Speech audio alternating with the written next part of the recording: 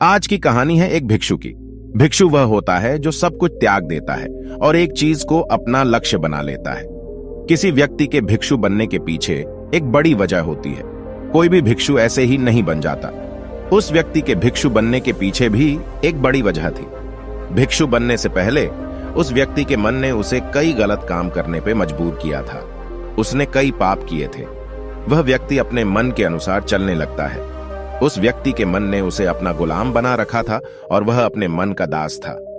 जीवन में हर सुख और संपदा प्राप्त करने के बाद भी उस आदमी के दिल में बहुत दर्द था और यह मानसिक भय ही उसे एक भिक्षु बना देती है। भिक्षु बनने के बाद व्यक्ति सांसारिक पीड़ा से मुक्त हो जाता है, जंगल में रहने जाता है, अलग अलग प्रकार की ध्यान और अभ्यास करता है, भिक्षा से भिख मांगकर खाना खाता है और फिर अकेलापन और शांति से ध्यान करता है। लेकिन फिर भी उस व्यक्ति का मन शांत नहीं है। वह बेचैन और परेशान होकर रहता है। यहाँ एक बात समझनी चाहिए, जैसा कि हम सभी जानते हैं, ध्यान किसी भी आध्यात्मिक यात्रा या आत्म सुधार की शुरुआती चरण होता है।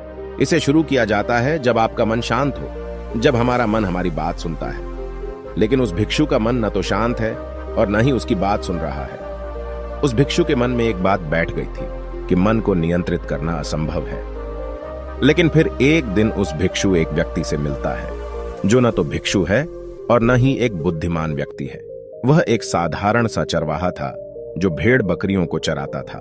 उसका नाम गोपाल था, जो जंगल में भेड़ बकरियों को चराने में लगा था। गोपाल उससे पूछता है, क्या मैं आपकी मदद कर सकता हूं? आप बहुत चिंतित दिख रहे हैं। पिछले कई दिनों से देख रहा हूं कि आप बहुत बेचैन हैं।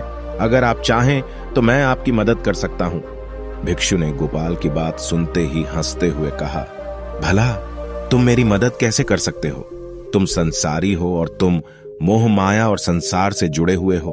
मैंने सब कुछ छोड़ दिया और जंगल में आया, फिर भी मेरा मन मेरे वश में नहीं है। गोपाल कहता है कि हाँ, मैं तुम्हें सिखा सकता हूं। मुझे अपने मन को वश में करना आता है। वह चरवाहा कहता है, मन को वश में करने के लिए सभी वस्तुओं का त्याग करने की आवश्यकता नहीं है, ना ही जंगल में आकर रहने की जरूरत है। मन को वश में करने के लिए बस एक चीज को छोड़ना सबसे जरूरी है।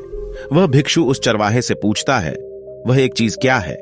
चरवाहा कहता है, वह एक चीज है गलत जानकारी। आज तक हमारे भीतर जो भी जानकारी गई है उसी ने हमारे मस्तिष्क और मन का निर्माण किया है। सन्यासी उस चरवाहे से पूछता है, परंतु वह कैसे?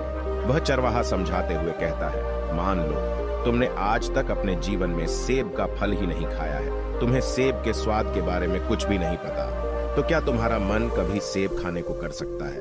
नहीं ना। इसीलिए हमारे मन का निर्माण जानकारी से होता है। वह सन्यासी चरवाहे की बात से प्रभावित हो जाता है और कहता है, क्या तुम मुझे थोड़ा और विस्तार में बता सकते हो इसके बारे में? गोपाल भिक्षु को बताता है कि अगर तुम अपने मन को नियंत्रित करना चाहते हो तो मेरी बातें ध्यान से सुनो। तुम अपने मन को नियंत्रित कर सकते हो जब तुम अपने मन की जड़ों को देख पाओगे। मन का निर्माण जानकारी से होता है और हमारे शरीर में जानकारी के 5 प्रवेश द्वार होते हैं। पहला, आंख। अपनी आंखों से जो कुछ भी देखते हैं, अच्छा या बुरा, वह सब हमारे मन की यादाश्त में इकट्ठा होता रहता है। दूसरा, कान।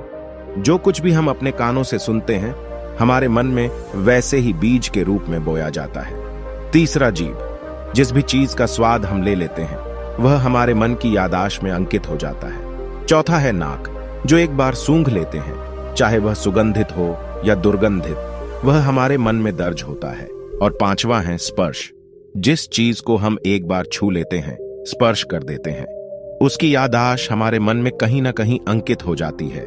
इन 5 और शारीरिक द्वारों से जो भी जानकारी हमारे अंदर प्रवेश करती है वह जानकारी बीजों के रूप में जमा हो जाती है और धीरे धीरे वृक्ष बनते हैं। हमारा मन मिट्टी की तरह है जिसमें बीज बोए जाते हैं और हमारी बुद्धि बीज बोने वाले किसान की तरह है। अगर हमारी बुद्धि गलत जानकारी के बीजों को सही जानकारी के बीज समझकर बो देगी और भविष्य में जब वह बीज वृक्ष बनेगा तो भविष्य में वह पेड़ खराब फल देगा। हमारा मन एक उन्नति के काबिल किसी खेती की तरह है जिसमें हम जो भी बीज बोते हैं वह हमारे अंदर उग जाते हैं। जैसे कि एक किसान ध्यान से सही बीज चुनकर उगाता है ताकि उसकी फसल भरपूर और फलदार हो, हमें भी अपने मन को सच्चे और सकारात्मक विचारों से सजाने की जरूरत होती है। जैसे कि एक माली अपने उद्यान की देखभाल करता है, हमें भी अपने मन की देखभाल करनी चाहिए, सच्चे विचारों, अनुभवों और जानकारियों से इसे पोषित करके। इस तरीके से हम अपने अंदर एक समृद्ध भावनाओं, समझदारी और विकास के वृक्षों को खूबसूरती से फूलने देते हैं। तुम्हारा मन तुम्हारे बस में इसीलिए नहीं है क्योंकि तुमने पहले से ही अपने मन में बहुत सारे गलत बीज बो रखी हैं और अब वह बीज बड़े वृक्ष बन चुके हैं।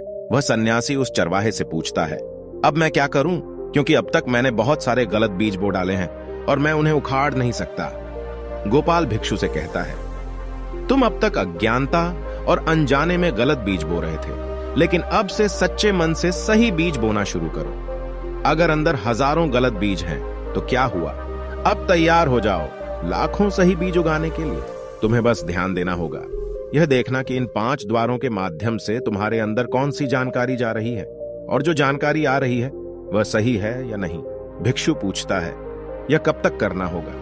गोपाल कहता है, पूरी जिंदगी। जैसे तुम हर दिन अपने पेट को अच्छा खाना देते हो, ठीक उसी तरह हर दिन अपने मन को भी अच्छी जानकारी और सही विचार दो। जीवन में हर दिन, हर पल तुम्हारे सामने 2 विकल्प होंगे, जिनमें से एक सही होगा और दूसरा गलत, लेकिन तुम्हें हर बार सही विकल्प का चुनाव करना होगा।